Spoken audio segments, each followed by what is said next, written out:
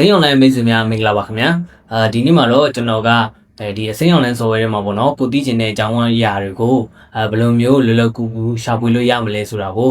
အသေးစိတ်ပြသသွားမှာဖြစ်ပါတယ်ခင်ဗျာဟုတ်ဆိုတော့ပထမဆုံးအနေနဲ့ကျွန်တော်တို့အစိမ်းအောင်လိုင်း software တွေကိုဝင်လိုက်ပါမယ်ဆိုတော့ဝင်ချင်းမှာပဲပေါ့နော်ကျွန်တော်တို့ဒီညာဘက်တောင်လေးမှာပေါ့နော်မှန်ဘလူးပုံလေးတွေ့ရမှာဖြစ်တယ်ပေါ့နော်ကျွန်တော်အဲ့ဒီမှန်ဘလူးပုံလေးကိုတစ်ချက်နှိပ်လိုက်ပါမယ်ခင်ဗျာ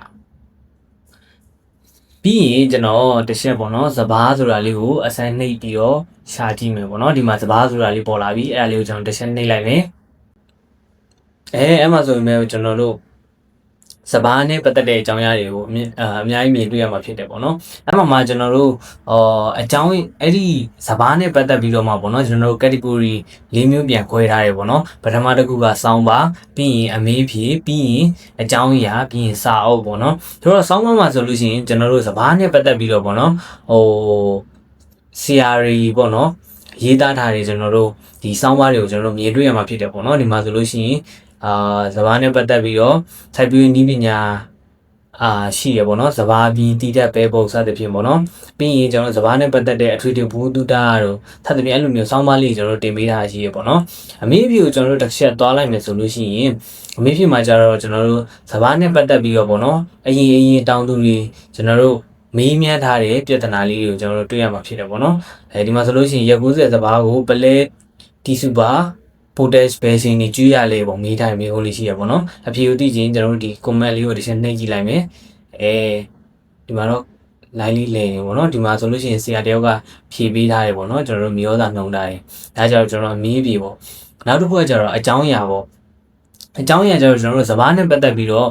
ကိုကဘယ်လိုအကြောင်းအရာမျိုးကိုသိချင်တာလဲဆိုတော့ထပ်ပြီးတော့ category ခွဲထားတာပေါ့နော်ဒီမှာဆိုလို့ရှိရင်နီမတုတ်အကြောင်းလားစစ်ပိုးအကြောင်းလားအဲ့ဒါမှကိုသိချင်တဲ့အကြောင်းအရာကိုထပ်နှိပ်ပြီးတော့ဖတ်ရှုလို့ရတယ်ပေါ့နော်ဒီမှာဆိုလို့ရှိရင်စပားနီမတုံနဲ့ပတ်သက်ပြီးတော့အမေးဖြေရှိရပြီးရင်စောင်းပါပေါ့စောင်းပါကဏ္ဍလည်းထက်ရှိရပေါ့နော်အမေးဖြေမှာဆိုလို့ရှိရင်စပားနီမတုံနဲ့ပတ်သက်ပြီးတော့တခြားသောgreenway အသုံးပြုသူတွေမေးထားတဲ့ပြဿနာတွေရှိရပေါ့နော်ဒီမှာကိုကတစ်ချက်နှိပ်ပြီးတော့ဝင်ကြည့်လို့ရတယ်သူတို့ရဲ့ပြဿနာတွေနဲ့ကိုနဲ့စင်တူလားပေါ့စင်တူတယ်ဆိုလို့ရှိရင်ဒီ CR တွေဖြေပေးထားတာကိုလည်းတစ်ချက်လေ့လာကြည့်လို့ရတယ်ပေါ့နော်ဒါကြတော့စောင်းပါမှာကြတော့ဒါကကြတော့ညီမတုတ်နဲ့ပတ်သက်တဲ့ကျွန်တော်တို့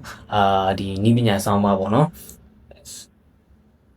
ဆိုတော့နောက်တစ်ခုကကြတော့စာအုပ်ပေါ့ဒါကကြတော့စပားနဲ့ပတ်သက်တဲ့စာအုပ်တွေပေါ့နော်ကျွန်တော်တို့အစိမ်းရောင်လမ်းအနေတင်ပေးထားတာပေါ့နော်ဒီစာအုပ်တွေဆိုလို့ရှိရင်ကိုလိုချင်တဲ့စာအုပ်ကိုတစ်ချက်နှိပ်ပြီးတော့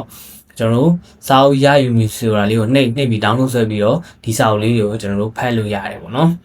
နောက်တစ်ခုကကြတော့ကျွန်တော်တို့အရှားပေါ့နော်အရှားမှာဆိုလို့ရှိရင်ကြတော့ကျွန်တော်တို့ဒီနေ့စဉ်ဈေးနှုန်းတွေပါမယ်ပြီးရင်အသုံးဝင်သောလိပ်စာများဆိုတာလေးပါပေါ့နော်ဒါလေးလေးစမ်းနေပြီးတော့